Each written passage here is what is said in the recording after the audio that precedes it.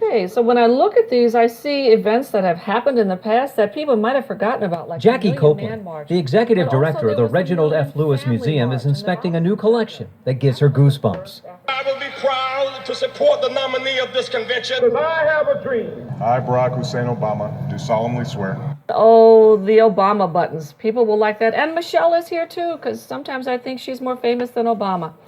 Robert Hall of Laurel gave the museum his collection of 1,063 buttons, historical trinkets with powerful messages, depicting entertainers, athletes, political and social movers and shakers.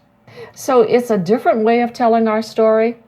It's really important to remind people of our history because we are in a challenged society right now. Close-up photos of the button collection can be seen by clicking onto the museum website.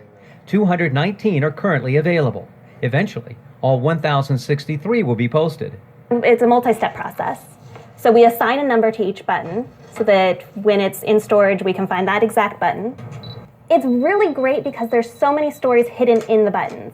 So we have the overarching story of the donor. So like what he was doing when he was collecting it, where he was going to find the pieces, how long he's been collecting. That whole story of being a collector is hidden in these buttons. The buttons will be put on display at the museum in a strategic way. For example, next year, there'll be a Women in Politics exhibit. So in 2020, when we celebrate women having the right to vote, we'll bring out some of those political buttons. So we'll bring them out for all kinds of programs, and I'm sure they'll be a big hit. The donor chose the Reginald F. Lewis Museum because he knew his collection would be appreciated here. Write women back into history. Stop racist attacks. Justice for Trayvon. These are historic. These are important. Stop lynching ourselves. This tells our history. David Collins, WBAL TV 11 News.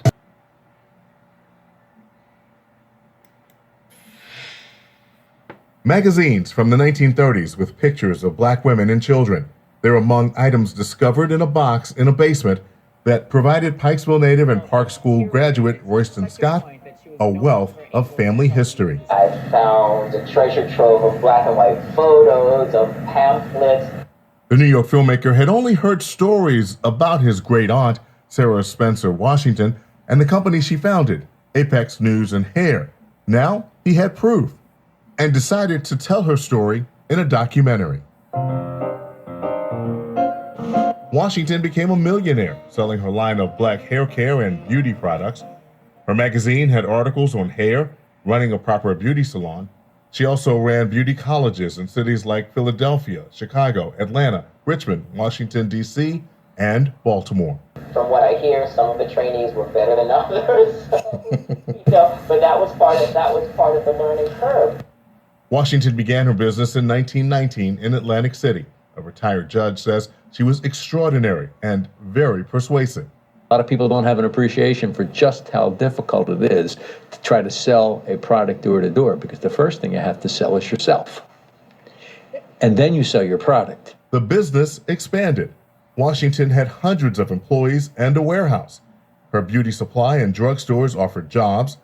While the Great Depression wiped out other companies, Apex survived and flourished. One thing she used to say, be a lady. Be a lady. And I've always tried to be a lady. And I worked in the drugstore. Thousands of people a year graduated from her schools.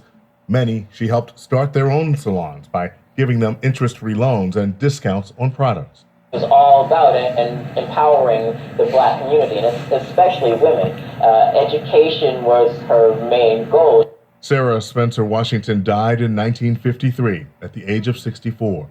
The company she built declined by the 1960s. It was the Black Power movement came basically, and hairstyles changed. Everyone was going natural, so people weren't into relaxing their hair, straightening their hair, curling their hair. Scott also thinks those items he found in that box led him on a wonderful journey into his family's legacy and importance in African American and U.S. history.